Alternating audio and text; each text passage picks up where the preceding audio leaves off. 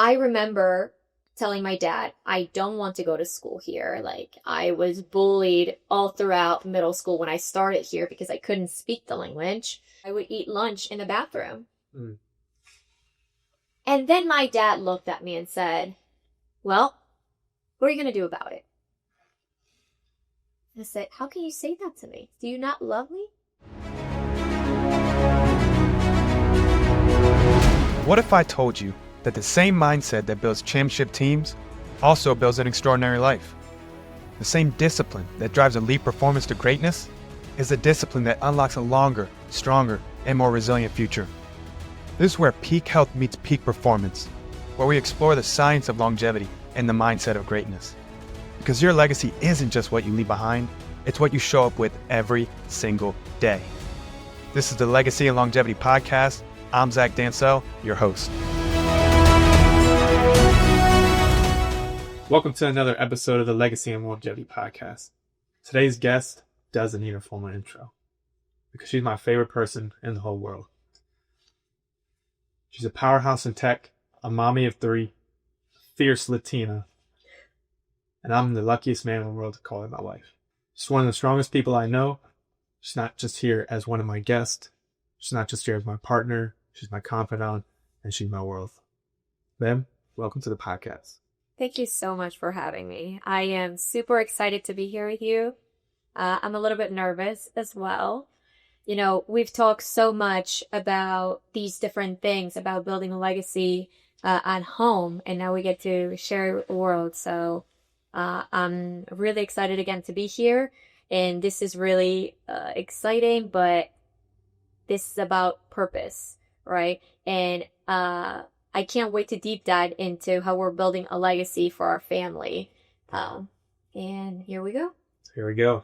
You know, it's wild that we're doing a podcast, right? You know, of all people to start a podcast. Yeah. I don't think either of us would ever thought I would have, taken this leap. But we're taking it together. I think that's the most important thing, in anything in life, right? Your partner, your spouse, your kids, right?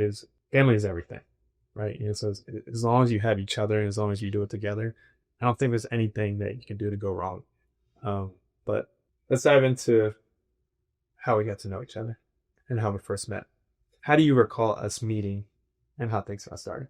Yeah, let's rewind a little bit, right? It's been now 7 years. And it's so hard to think about what life was before we had kids. But how I recall it is we were at the University of Maryland. I was a freshman. I believe you were a sophomore or junior? Sophomore. At the time, I was working at Terrapin's Turf. It was a college bar. But that was my one night off that I got a week. So I was, a customer that night. And I was there with a couple of my girlfriends, in addition to Kevin Martier. And I really recall him and also Yasi, who was the owner or is the owner of Terrapin's Turf as our cupids. I remember him telling me, I want you to meet, my boy, Aleka Dancel. Like, he is incredible. Like, you just have to get to know him. Like, and I think that you guys would be perfect together. And at the time, I had a boyfriend, so I'm not there to listen to any of that, but I love Kevin. He till this day, right? He's getting married in November. Shout out to you, Kevin. And we're going to go be at his wedding, but I said, sure, let's do this. And I remember you walking in with your long flowy hair and an entourage of football players, club going up on a Tuesday was the background song. I mean, truly. Oh, it was like the perfect scene, right? You walk in, the perfect song comes on. It's like everything's in slow motion. You're walking up. But no, I mean, I remember that the first time that we met very distinctly. Some people don't believe it, but, I believe that, in true love at first sight. Mm-hmm. Because Kevin also said the same thing to me. He said, you got to meet this girl. Everyone's crazy about her. And I was, at that time, being just who I was at that time. I was just like, oh, show me, right? And he did. And I saw you walking up, and it just hit me. And at that moment, I knew that this was going to be the person I spend the rest of my life with. I knew it was going to be, it was going to be different, or it was going to be difficult, I should say. Because when I first saw you, I also saw an entourage of boys around. I was like, okay, so, she has this, this flock coming towards her, but, I'm going to play this a little bit different. I'm going to take the back seat, right? I'm not going to be the one to make that first move. And from what I recall, you asked for my number first, right? I don't ask for yours. Let's put it into context. At the time, I was running a baseball fan club for the University of Maryland. It's called the Shortstop. And till this day, it's still active. And I was trying to draw more students, and especially student athletes, to come to the baseball games and draw an audience. And what better way to do that with someone like you, right? Especially after I saw all these football players and gymnasts and cheerleaders. Everybody was around you, and you seemed like this social butterfly. So that's when I asked for your digits. Yeah, sure. I mean, we could say that's the reason why you asked for my number, but you did. Yeah. Yeah. So fast forward 10 years from then to now. Married, parents of three. Mm-hmm. 3 amazing, beautiful kids. What would you 10 years ago, did you 10 years ago think that you'd be where you are today? No, not in my wildest dreams. I think that, sure, I had an idea of what I wanted life to potentially look like, different goals that I wanted to chase, but life has a really, mysterious way of working out. And it only works if you're willing and open to it. I think that, everybody thinks our path was linear after we met. It was just like, probably easy, or we just had it all mapped out. And in reality, our path still kind of looks like a drawing that Maverick, our 1-year-old, would probably do, right? And we're still there. And it's not easy, but it's ours. And I think that's the beauty of our marriage, and I think it's the beauty of our family, is that we continuously allow and hold space for one another to grow and really chase our dreams, even if we want to pivot. Right. So it's really cool to be able to look back and see where we started to where we are today. It's humbling, I will say. Yeah. No, it really is. So let me ask you a question. Mm-hmm. If you could go back in time, would you change it? Honestly, I've thought about it, but no, I wouldn't change anything, because I think every obstacle, every challenge, every tough season has really shaped the person that I am today. I guess if I could just maybe do something different, it would be to go back to my younger self and remind myself that it's okay to take your time, right? And to cut myself some slack a little bit sooner. Mm-hmm. At the end of the day, it's a marathon, not a sprint. And I feel like a lot of times, I was really hard on myself, whether it was over my body image, whether it was where I was financially, where I was in terms of motherhood. Comparison is a killer. Once I stopped doing that, I started seeing a lot of success. But that is the only thing that I would probably change. I believe everything happens for a reason, right? Mm-hmm. People change so you can learn to let go. There's seasons in life that, everything doesn't look how you thought it would turn out. Sometimes good things fall apart, so you can learn to live without them. So if I can go back in time, I'm not one to live with regrets. When I make a decision, I'm not living in the present. I have my sights out on the future, but I also want to do my best to be present. Not that I'm present all the time, because I am someone who is constantly trying to go further and go further. How can I become better and better? But if I could go back in time, there's one thing that I could change. What is it? It would be, if I could go back in time, and there's one thing that I could change, it would just be that I met you sooner. Who's cutting onions? No, but seriously, we've been together 10, 11 years, right? They've been the best years of my life.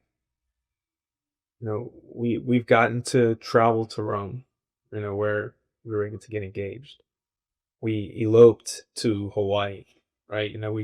We've done some amazing things. And then obviously there's nothing that's greater than being able to experience life with you, to be able to have the kids that we have, to be able to watch you be this amazing mother, to shaping who they are going to become. Because ultimately, that we are their role models, right? We are their leaders. They are constantly looking at us, whether you think they're watching or not. And I just love seeing you be their rock, right? And that, they say the most important decision a man has in life is who he chooses to be his wife. And I'm so fortunate, so lucky to have made the right decision back 10, 11 years ago when I first saw you at the bar and told myself that, this is the one, the moment that I saw you. So that is the one thing that if I could go back in time or change, it would have been to met you sooner. Thank you, babe. Yeah, I guess I would also change that. Now, tough act to follow. The show that we're starting together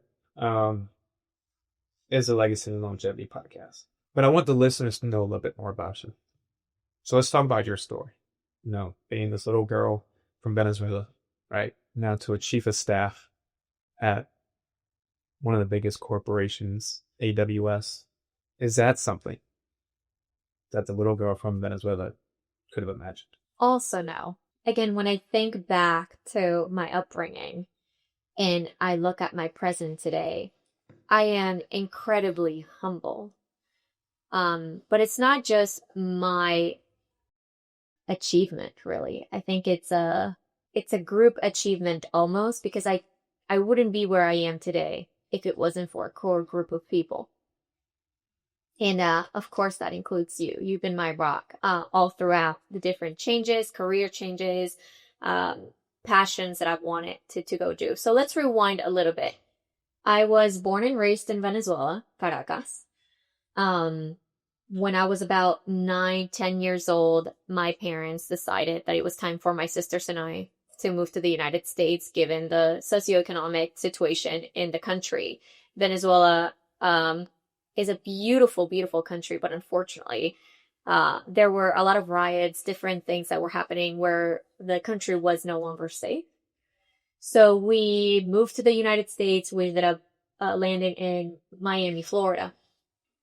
I went to a great middle school and high school in Hollywood, Florida. And then I decided, once that I was a senior in high school, that my passion was to go be an FBI agent. And my parents were so shocked. They're like, you do not even like to break a nail. How are you going to go be a field agent? But I think what really attracted me to that field was the fact that I grew up with no sense of security in the terms of the country. Mm-hmm. And I wanted to give back to the country that gave so much to me. And growing up also seeing CSI Miami and, Law and Order SVU, even though not everything is like the movies, it still attracted me. The amount of intelligence that goes into finding different suspects or potential threats, avoiding those threats. I thought that it was really, really cool. And I've always been passionate about strategic thinking. And the fact that I spoke 2 languages, I thought that it was a plus. So I decided to apply to the University of Maryland and really go into criminology, which is the study of the criminal mind. Red flag, you should have known that. And yeah, my parents were like, are you sure you want to go to Maryland? Like, you do not like snow. You are literally from the Caribbean. What are you doing? But they were so supportive. And I ended up going to the University of Maryland and became a TERP. I was able to graduate in 2.5 years. And then did absolutely nothing with my degree of criminology. I decided to go into healthcare, actually. I ended up working at Nava Health and Vitality Center in a call center, and be a customer service representative. And then COVID hit. Schools were shut down. At the time we had Kai, our daughter, and she was 1 year old. It was a very difficult time, the uncertainty of the country and the world actually as a global pandemic. Even when I think about it now, it's so insane to think that people were fighting over toilet paper. But I remember being one of those people, right? With my child on my hip and pushing people away because I needed to get another role or formula. It was crazy. So anyways, I decided to take the opportunity when I was home with my daughter in the middle of naps, in the middle of playtime, to go ahead and get my master's, right? Life doesn't stop for anybody. And I would see you still grinding out at work, in the medical practice. And I wanted to do something for myself. If you don't know what to do, invest in yourself. That is one of the greatest advices that I've ever gotten. So I decided to get my master's at Johns Hopkins University. And while simultaneously doing that, my sister had started breaking through in the cybersecurity space. Mm-hmm. And she called me up and said, Aleka, I really think that you would be so great in this industry. You would love it. You are so intentional about the way you talk to customers, and you really like to deep dive into specific challenges and problem solve. And I told her, you're crazy. Like, I could never be in cybersecurity. I know nothing about coding. She's like, that's where you're wrong. That is not what it's about. That is just one aspect of it. So I took her up on it and decided to start learning a little bit more about cybersecurity and just the tech space in general. And, after COVID, started kind of dying down, I ended up joining a startup in the cybersecurity space.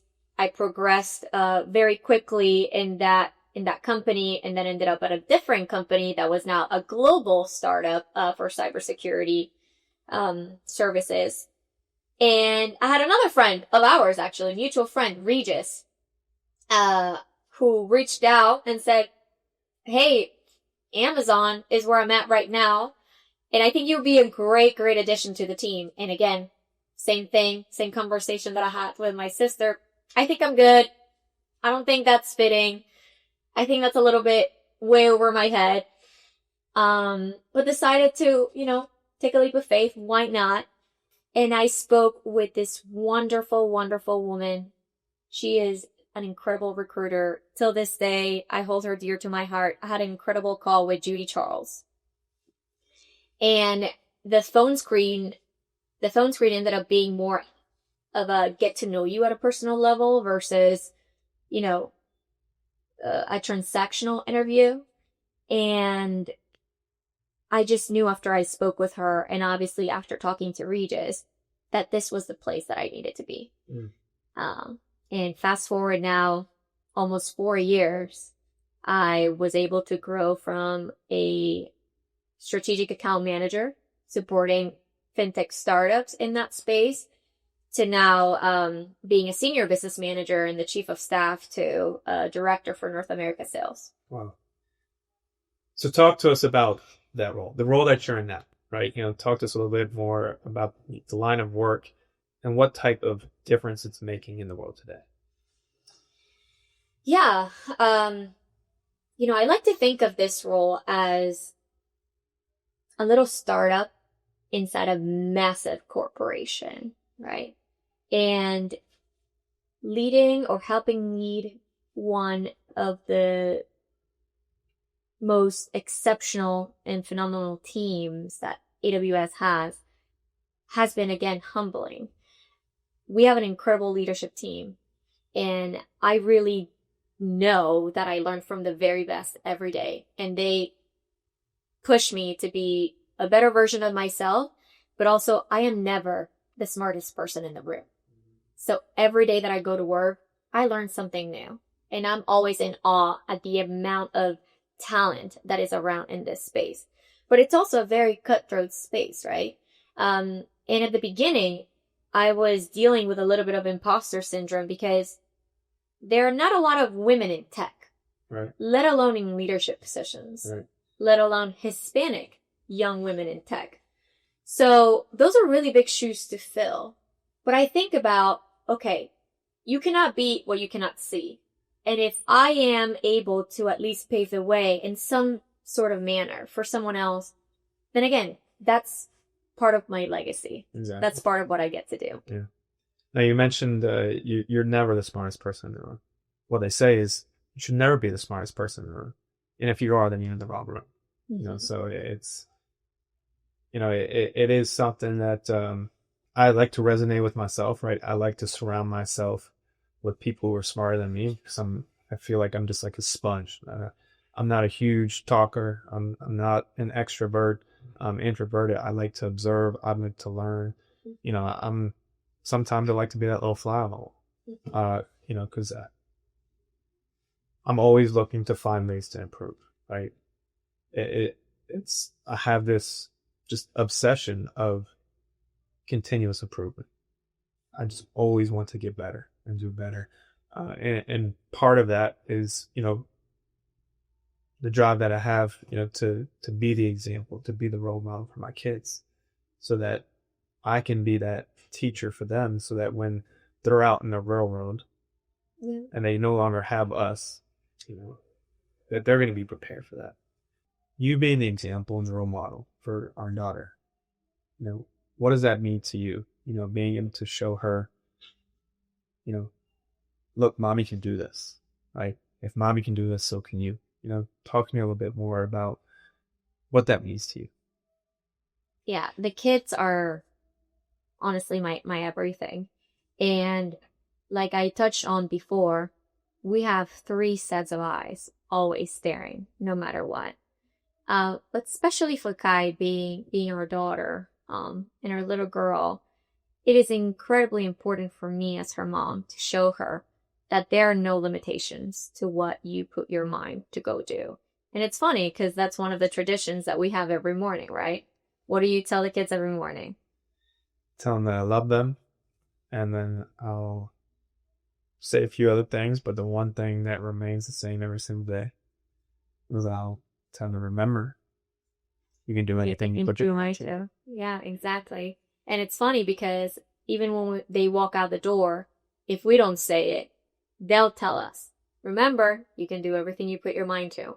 So that's key. And that's really the foundation of everything. There's nothing in this world that you cannot achieve if you do not put your mind, if you put your mind to it. Right. And the other thing that I want her specifically, obviously the sons too, but I want Kai to know is if someone hasn't carved out a path for a specific something that you want to go do, that doesn't mean that you cannot go be that person.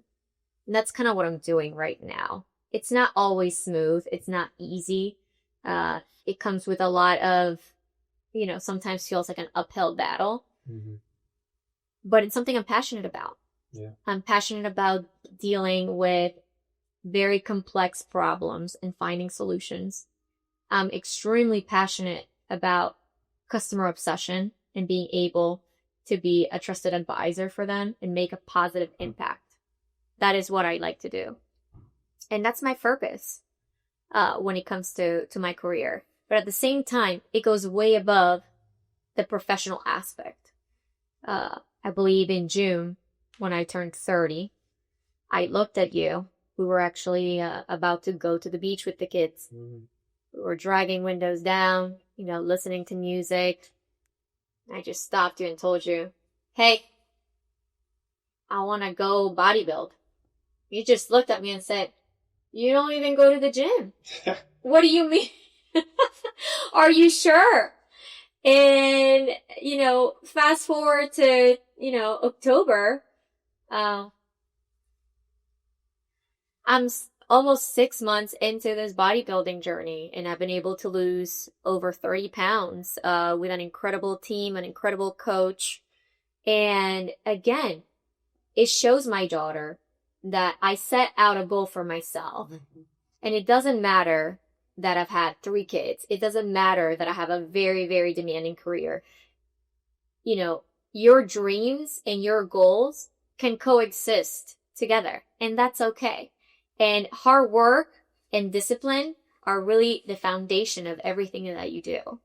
At the end of the day, the way that you practice self-discipline, the way that you self-regulate, will be everything. And that's really what I'm trying to leave them with. No, I love that. And, I think our kids are extremely blessed to call you their mom. I mean, you truly are the greatest mom to them. And for you to be, their role model, paving the way, being an example. I mean, it's, I just doing life with you is. Thank you. I feel the same way about you. And again, the fact that we are showing the kids that, once again, you can have a very high demanding career. You can be an entrepreneur like yourself, right? But you can still be a present father, a present mother, a loving and a soft and a tender-hearted person.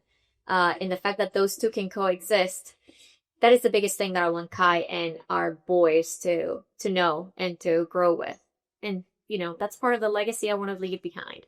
That's amazing. Who would you say has been, a major influence or mentor in your life? I have a few mentors in my life, professionally and on a personal level as well. But there are 3 people that have been a constant in my life, besides you. And it's my mom and my sisters. My mom and my sisters are my rocks and have been there from the beginning, right? And I think that a lot of my work ethic and the way that I'm able to handle different things all at the same time is because I grew up seeing my mom do it all. Let's rewind back to Venezuela. My dad lived in a different country. My mom was raising my sisters and I, 3 girls, in a very unsafe environment by herself. Sure, she had my grandma's help, but at the end of the day, she was the main provider. She ran a jewelry store in Venezuela, and she also dealt with very demanding deadlines, timelines, shows, trade shows, and hours. But I never felt like I lacked anything from her, because she made it seem that it wasn't so chaotic all at once at the time. And when I look back now with everything I know, I don't think that I could have, been a successful mother the way that she made it seem, in that environment, in that dynamic. And then when I think about my sisters, they lived through all that chaos and transition with me. And they're not just the most amazing powerhouses, women. They're not just powerhouse women. They're also the most devoted aunts, sisters-in-laws, daughters. And my mom actually has this mentality that she ingrained into us when we were back in Venezuela, and she called us guerreras, which in, English, it translates to warriors. And she always instilled that mindset and mind shift into my sisters and I, where we always felt like there was nothing in the world that we couldn't go and get if we really wanted it. Even if you have to go and fight for it, you go do that. As long as it's by the right means, right? With integrity, being humble, and defending what you feel is right and what's yours. And that's why I've never felt like I couldn't go achieve something, because my mom and my sisters and I, we have that guerrera mindset. And that takes us back to the whole, what we tell our kids, right? Do anything you put your mind to. Can you describe a significant failure or setback that ultimately, you were able to use as a catalyst of growth? Yeah.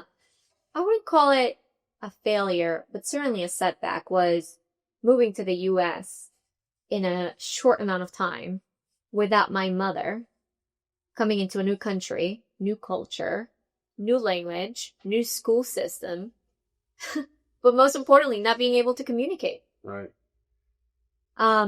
It wasn't planned. And again, especially at that pivotal time that is middle school, where you're not a kid, but you're not an adult yet. You're trying to figure out your identity. You're trying to find your group of people. There's so much influence around, and you do not know really who a role model versus a non-role model is. So it was really, really hard. And again, not having my mom was significantly challenging for me. So I remember telling my dad, I don't want to go to school here. Like, I was bullied all throughout middle school when I started here because I couldn't speak the language. And when I would try and speak English, I would have an accent or my words wouldn't really make sense. And even though I had an older sister, Athena, who she was a grade level above me, we were both on the same boat. Except she didn't really care much. But to me, it was huge that people were bullying me. So deep to the fact that I would eat lunch in the bathroom. Mm. And then my dad looked at me and said, well, what are you going to do about it?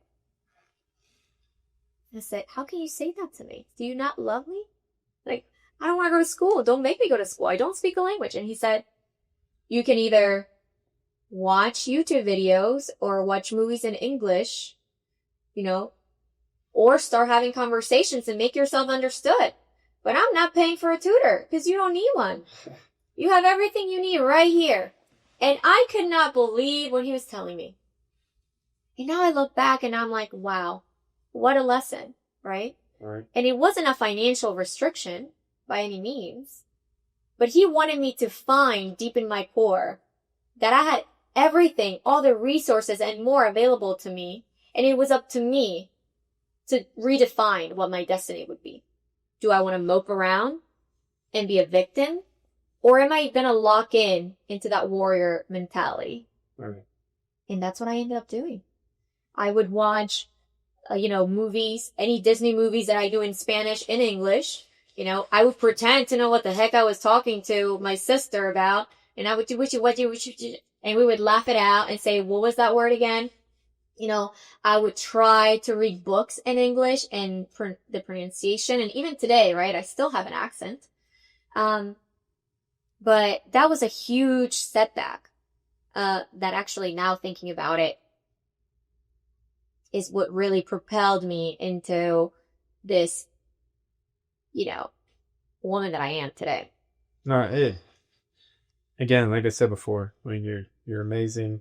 You amaze me. I mean, I can't even imagine going into a different country, English being my second language, or having to go and learn a different language. Like, it's just something that amazes me. And, I just how you were able to do that, where you are today. I mean, the fact that it doesn't even sound like you really have an accent. I mean, you clearly had to, put a lot of effort into that. And it just represents, the type of person that you are, a go-getter, someone who's not going to take no as an answer. So that leads me to my next question, right? The show is the legacy and longevity. What does legacy mean to you? What does the word legacy mean to you? There's two things that come to mind when I hear legacy. Number one, my kids, right? My biological kids that I brought into this world, and, the lessons, the values, the core values that we instill in them that hopefully they'll pass on and live by. But also what it represents, which is the legacy or the positive impact that I'll leave behind long after I'm gone. And what it comes down to is strength. Mm. And I'm not talking about physical strength necessarily, though that's great. But I'm talking about the type of strength that, you don't really see. It's how you show up every day. It's about, waking up and giving it your 100%, even if you were up all night with the baby, even when you were sick. It's about what you do when no one's watching. It's that type of strength. It's emotional strength. It's what you do every day. And that is another core value and lesson that I want, our kids, especially our sons, to again live by. It's that you can be this strong person and powerful and purposeful, but you can also lead with kindness, and you can be soft-hearted. And again, those two being able to coexist. That really is what legacy means to me. So, being a busy mom, right? Being this boss in the tech space. How do you handle it all? It's funny. I think that's a misconception. I don't think I do, and I actually don't think anyone does. But what I'm really, really good at is I prioritize with brutal honesty. And again, I give myself grace. Some days I'm able to be an executive that really, never misses a deadline, and I'm able to really be extremely proactive.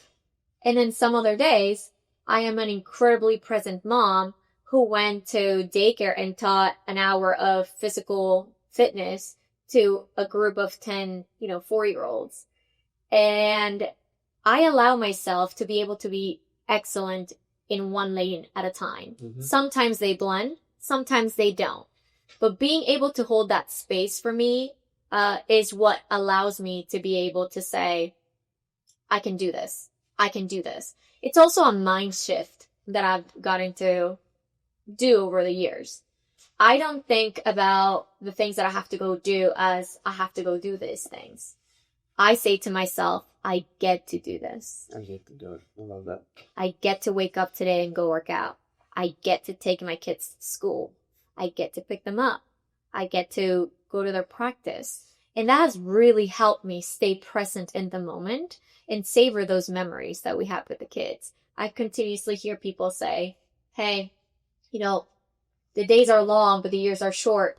And I was like, yeah, okay. And now I'm starting to, realize that is so, so true. So again, allowing myself to be excellent or see progress in each lane at their specific time is what's really healthy. I would agree with a lot of things that you said, right? For me, that importance of having that discipline of being able to show up when you don't feel like it, when you're tired, when you feel like life is pulling you 1,000 different directions, and just being able to show up regardless of how you're feeling, being there for your kids, because that's ultimately what it is, right? Like, we brought our kids into this world. They didn't decide, they didn't have a choice, right? So I feel like it's on us, right? We also don't have a choice to show up for them.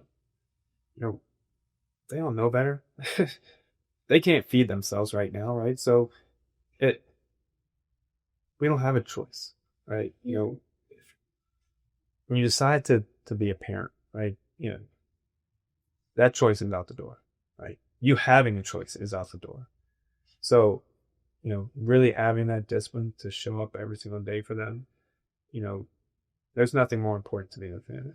Yeah, I also think that from very early on, when you and I started dating, we always knew the type of parents we wanted to be. And we knew that we wanted to be young parents. And that's why, as soon as we got married, we started planning for a beautiful growing family.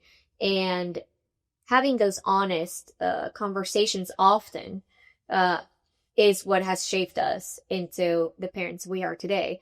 And I also think that from your perspective, you had a really strong marriage to look up to. Unfortunately, I didn't grow up with that, but I got to observe other successful marriages around me. And you and I got to talk about the different perspectives that we had. The way that my parents' divorce affected me, the way that your parents awesome marriage affected you, and the effects that it has on their grandkids, really, which has been amazing. The other thing that I do is I protect the calendar. Right? If it gets scheduled, it's a non-negotiable.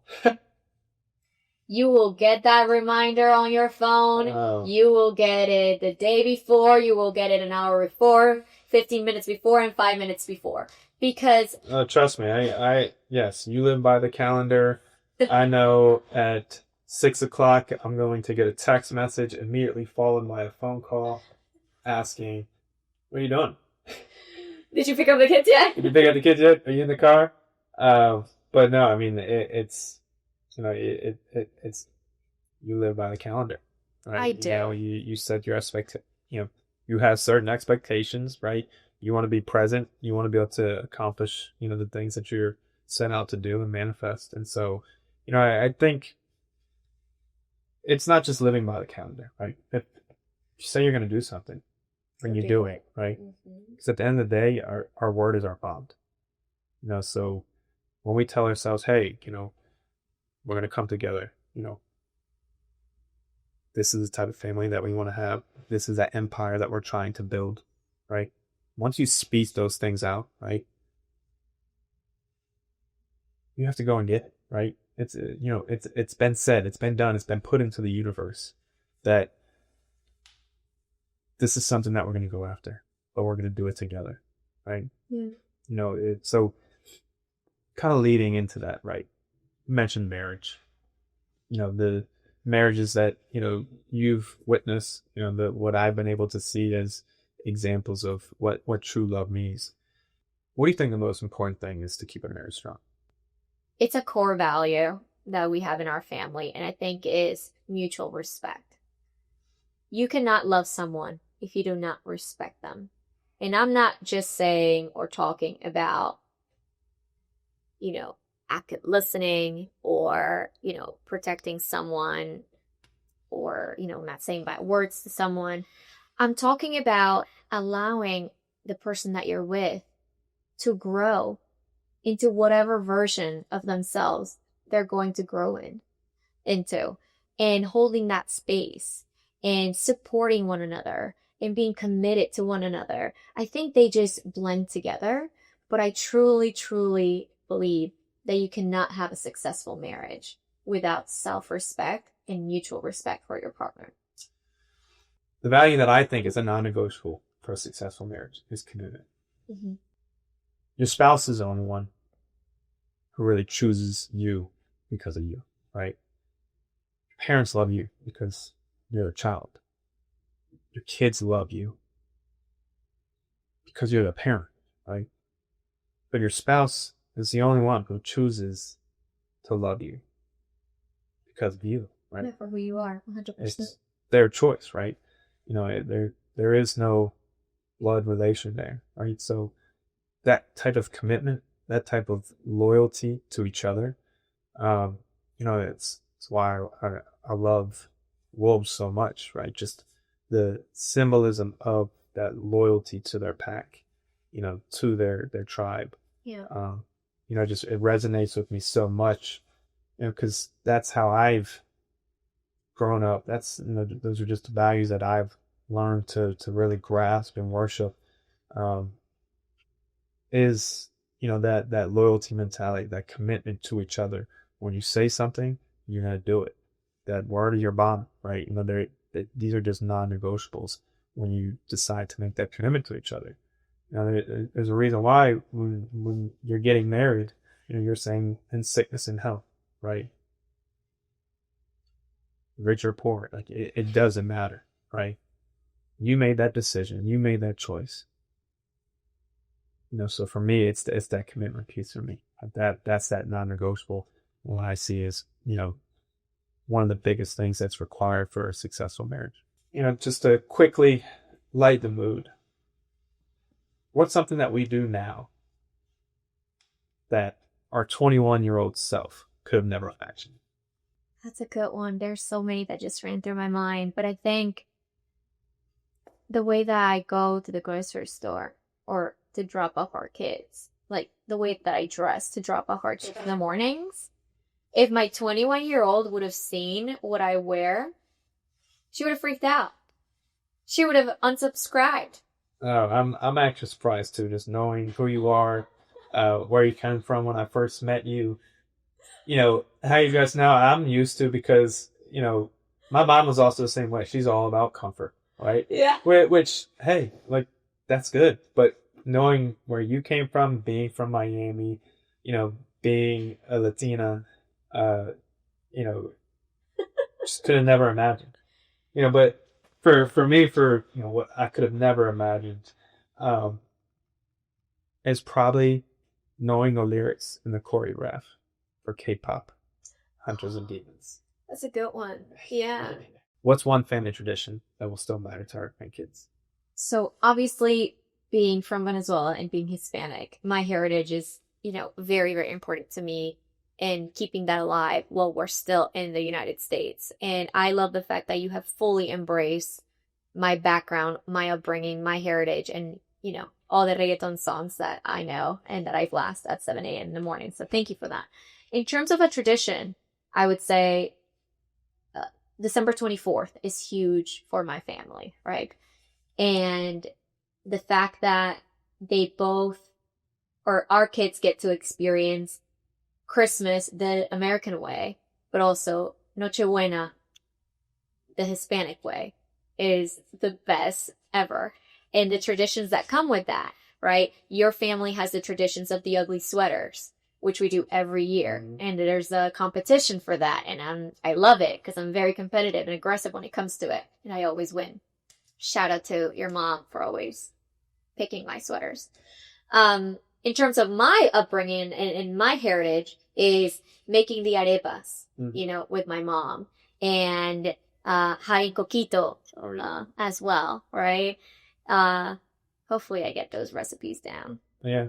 No, it's, you know, I grew up Christmas Day being the day for Christmas. Yeah. But then, you know, experiencing how you guys celebrate Christmas, it's actually celebrated on the 24th. Yeah. So, you know, luckily for our kids, it sounds like they get to have 2 Christmases every year. Not so lucky to us. But, you know, I do, you know, like how we've been able to bring your traditions and my traditions together and, you know, show and teach our kids and just continue to pass that along. What would you say one tradition will be, but we'll continue to pass on?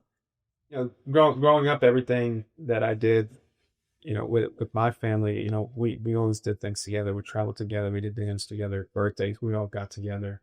But it always felt like we were a team. And just recently, you implemented this thing with our kids and with us. At the end of the day, you know, we're Team Dancel, right? Kids are fighting, they're having an argument. You know, we'll say that, hey, remember, whose team are you? And we're probably Team Dancel.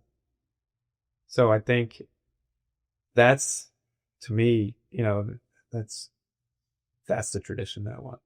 I want that to be passed on for generations to generations, for everyone to always remember Where they come from. Where they come from. Yeah. You know, family. Family. Yeah. At the end of the day, that's what matters most. And that's why I believe, you know, me and you have connected, you know, so strongly like we did, and like we do. Because family, you know, is the most important thing to us. He is. And so, And keeping, you know, our heritage and our background and where we come from alive, right? That's their identity also, part of their identity. But in addition to our family, the way that they have received the new implementation of calling ourselves Team Dancel has been so heartwarming. I mean, truly. And, you know, recently I was cooking, and the 3 kids were in the bedroom, and all I heard was silence. And I mean, I panicked. If the house is silent, some massive stuff's going down. So I ran to the kids' room and the door was locked. The closet door was closed.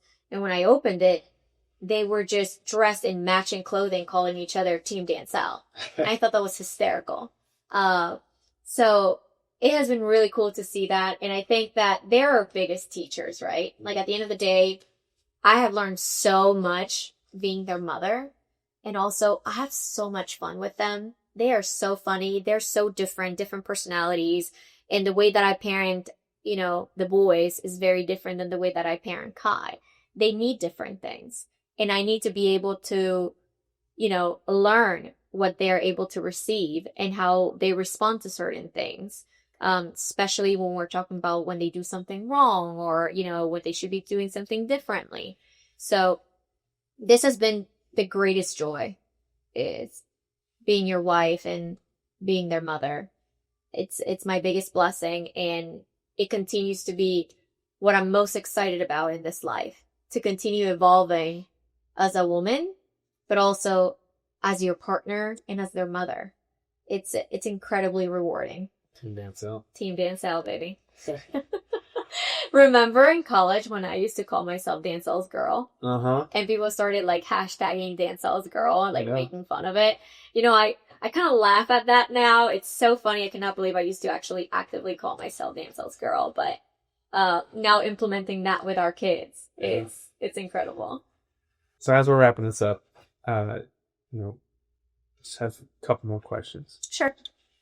What would you say the best advice you've ever heard or received is? Oh, there's two. One of my mentors once told me, run your own race, but know the terrain. And that stuck with me. Because I think that in motherhood, in my career in tech, in bodybuilding, it's so easy to look around and compare yourself to others, right? Especially with social media nowadays, and everyone posts, the good things. Mm-hmm. So it's really, really hard to stay grounded and deviate from your purpose.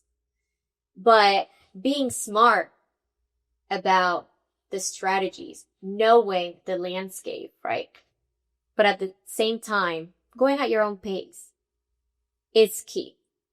The second thing, or the second advice, and that I still live by till this day, one of my mentors told me when I had just started my tech career, which is master your craft and let others tell your story. I still live by that. I think that whatever it is that you choose to be passionate about and pursue, just make sure you're the best at it.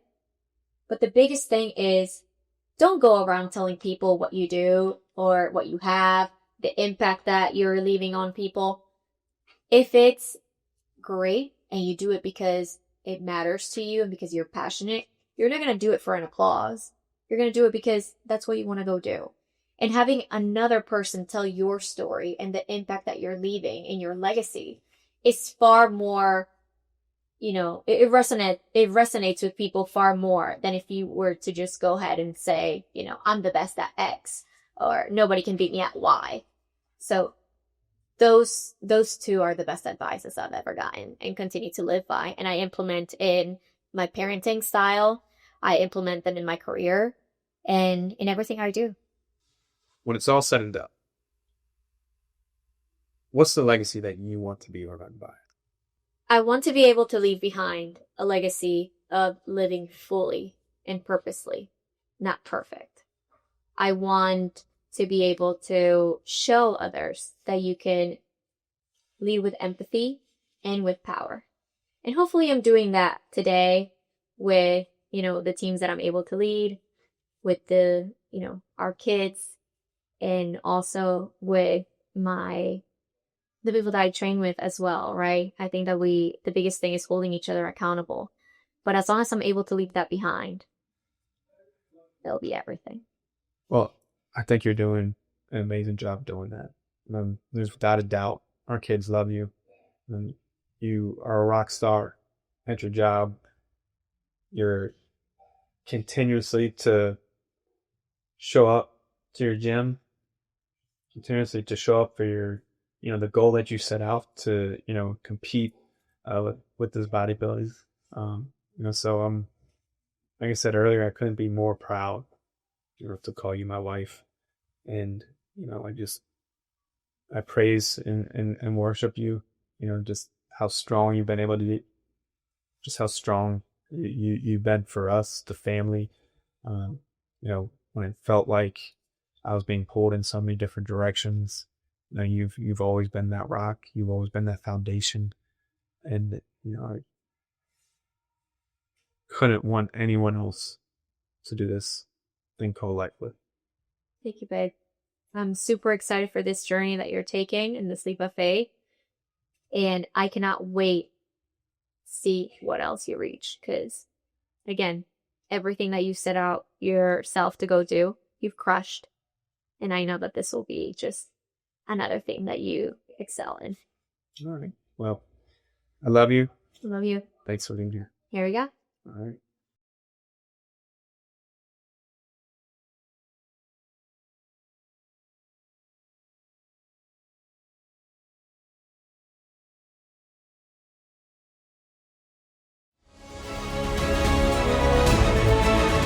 If today's conversation sparked something in you, here's what I want you to do right now. Pick one strategy, one insight, one small action you heard today, and commit to it this week. Excellence isn't built in moments. It's built in the daily decisions that compound over time. Remember, you're not just building a healthier body or a more successful career. You're building a legacy that will outlast you. And that starts with the standards you set today.